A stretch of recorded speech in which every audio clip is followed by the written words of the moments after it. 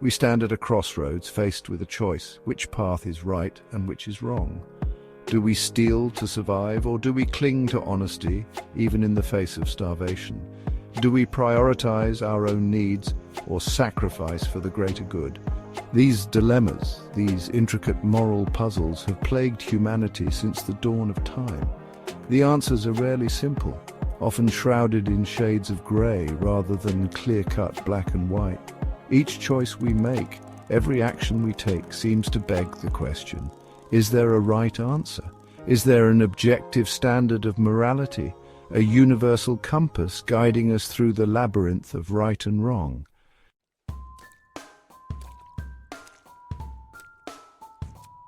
Throughout history, the greatest minds have grappled with this very question.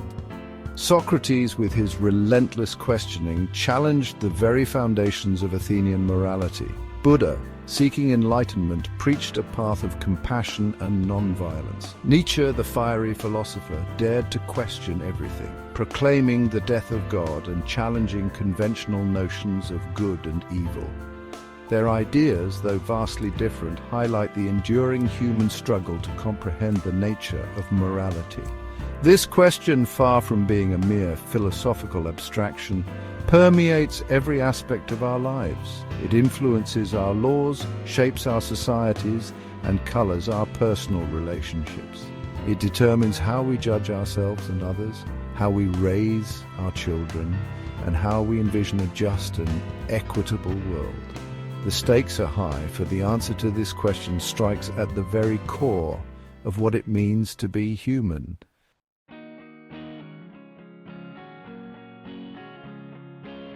For millennia, the heavens have echoed with pronouncements of right and wrong. Across cultures and continents, religions have served as the bedrock of moral guidance, their scriptures laying out codes of conduct believed to be divinely ordained. The Ten Commandments, etched in stone, stand as a testament to this enduring connection between the divine and the moral. These commandments, forbidding theft, murder, adultery, and other transgressions, form the cornerstone of Judeo-Christian ethics, shaping not only religious practices but also legal systems and social norms. The allure of the divine command theory lies in its simplicity and clarity. Good is that which God commands, evil that which he forbids. This framework offers a comforting sense of order in a world often characterized by chaos and uncertainty. It provides a fixed point of reference, an unshakable foundation for moral reasoning. When confronted with a moral dilemma, the believer need only turn to the scriptures, seeking guidance from a higher power. The weight of moral responsibility, the burden of decision-making, is lifted from human shoulders and placed upon the divine.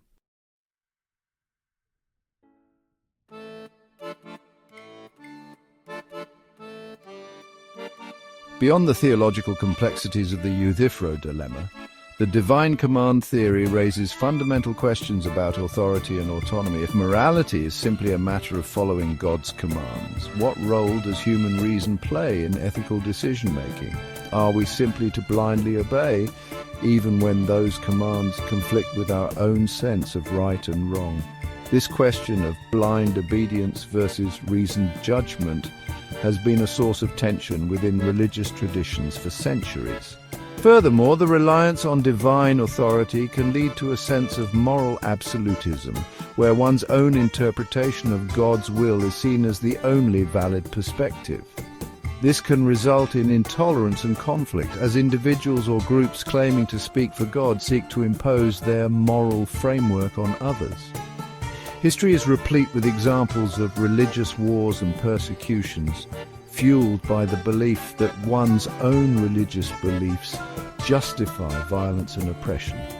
Despite these challenges, the divine command theory continues to hold sway over millions of people worldwide. For many, the belief in a loving God who guides us towards what is right and good provides a sense of comfort and purpose. The scriptures, seen as the Word of God, offer a clear moral compass, a source of guidance in a world often shrouded in ethical ambiguity. However, the question remains, Can we truly ground morality in the pronouncements of a deity, or is there a more fundamental basis for our sense of right and wrong?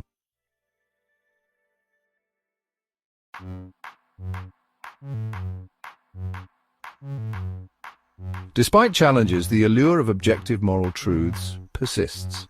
Proponents of moral realism point to principles like fairness, compassion, and respect for human dignity. These principles reflect fundamental truths about the human condition. Just as the laws of physics operate consistently, so too do these moral laws. While specific moral codes vary, they share underlying principles. Most cultures prohibit murder, theft, and lying, reflecting shared moral intuitions.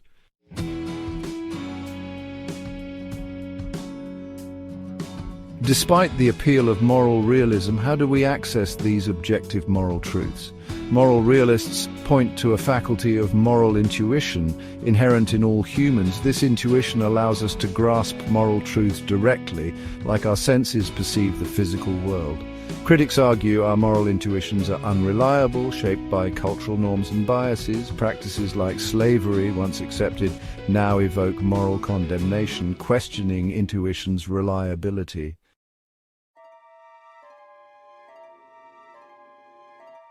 Turning our gaze from the heavens, we find ourselves drawn to the bustling stage of the natural world. Is morality a product of evolution?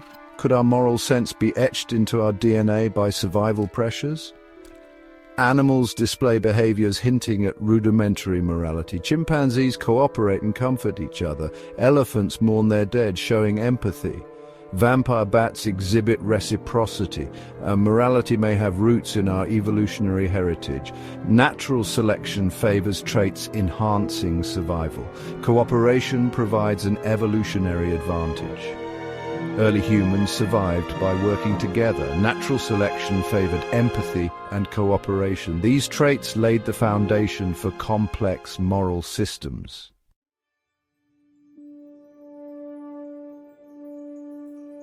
Morality as an evolved trait has profound implications. If rooted in biology, it arises organically, challenging free will and moral responsibility. Neuroscientists find brain areas activated during moral judgments, suggesting our moral sense is intertwined with emotions and social instincts.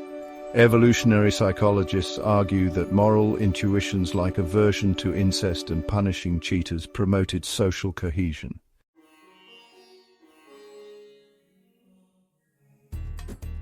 The idea that our moral sense is hardwired into our biology has led some to search for a moral molecule, a genetic or neurological basis for our ethical impulses.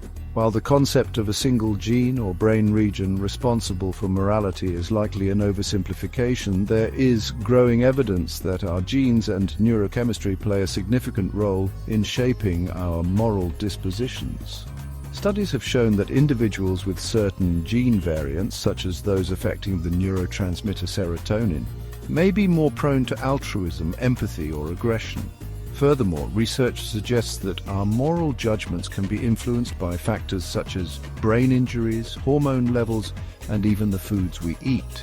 For example, damage to certain areas of the prefrontal cortex, a region of the brain involved in planning and decision-making, can impair moral reasoning and lead to impulsive or antisocial behavior.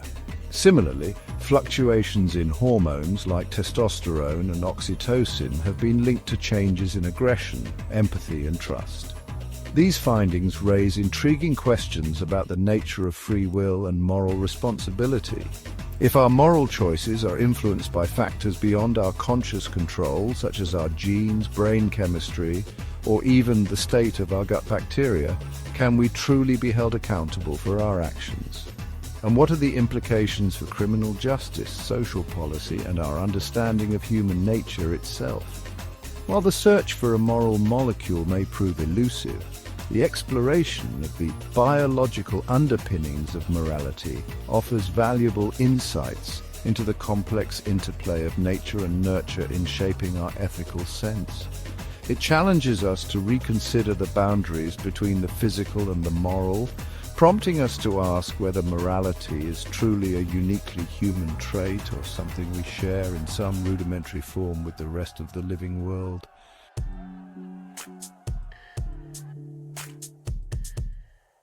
Our journey through the moral landscape leads us to the bustling marketplace of human cultures, a vibrant tapestry woven from myriad beliefs and traditions. Morality varies dramatically across cultures and time periods, lying at the heart of cultural relativism.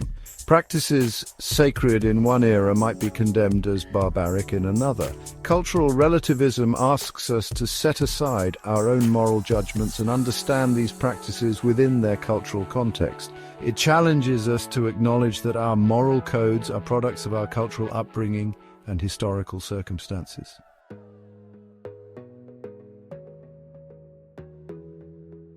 Cultural relativism acknowledges diverse moral beliefs, but raises challenging questions. Is there no objective standard to judge actions? Can we condemn practices like slavery or genocide if culturally sanctioned? Critics argue it leads to moral paralysis. They advocate for universal human rights and justice. Cultures are diverse and evolve, driven by internal reform. Balancing cultural respect with universal rights is key.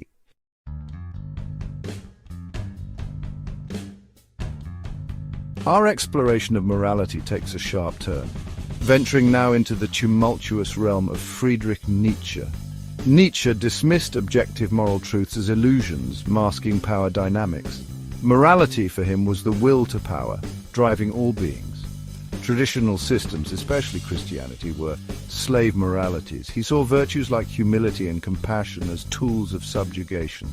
Nietzsche's critique was a call for a radical reevaluation of values. He envisioned the Übermensch transcending conventional morality. This vision promised liberation but also raised the spectre of nihilism.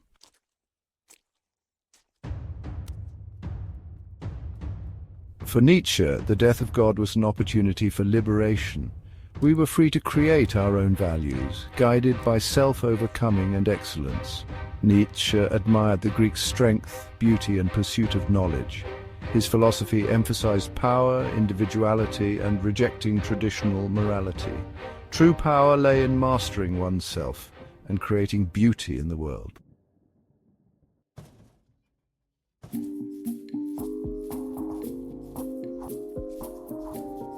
If we are indeed condemned to be free, if there are no objective moral truths to guide us, then what is to prevent us from descending into a chaotic free-for-all? A world where individuals pursue their own selfish desires with no regard for the well-being of others? This is a question that has haunted existentialist thought from its inception.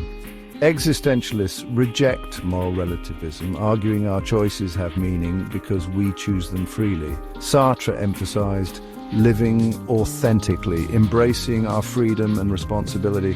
Existentialism offers no easy answers, but it provides hope in creating meaning and value.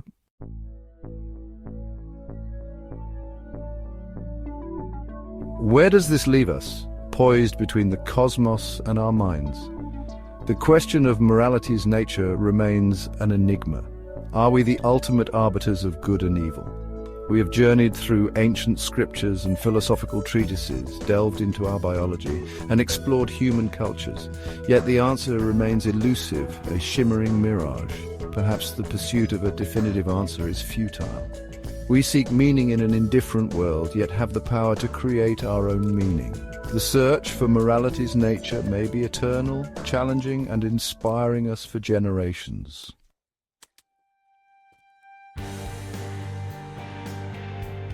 As we conclude our exploration of this timeless debate, let us remember that the question of morality is not simply an abstract philosophical puzzle to be pondered in ivory towers.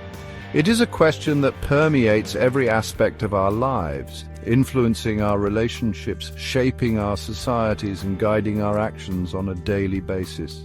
It is a question that each of us must grapple with, not in isolation, but as part of a shared human story, a story that unfolds across cultures, generations, and the vast expanse of time. We may never definitively answer the question of whether morality is real or simply a human invention, but perhaps in a sense we are all architects of morality, shaping its contours through our choices, our actions, and our ongoing conversations about what it means to live a good and meaningful life. Each act of kindness, each effort to alleviate suffering, each stand against injustice, contributes to the ongoing evolution of our moral landscape. If you were tasked with crafting a single, universal, moral law, a guiding principle for all humankind, what would it be? What values would you prioritize? What principles would you consider essential for the flourishing of individuals and societies? Take a moment to reflect on these questions, for in contemplating our own moral compass, we contribute to the ongoing dialogue that shapes our shared moral destiny. The journey continues, not in search of a final destination, but in the spirit of open-minded inquiry, compassionate engagement, and a shared commitment to creating a world where the principles of justice, fairness, and human dignity guide our steps and illuminate our path. Let's keep this discussion going. And if you enjoyed this breakdown of philosophy, don't forget to like, subscribe, and check out our other videos. See you next time at Philosophy Foundry.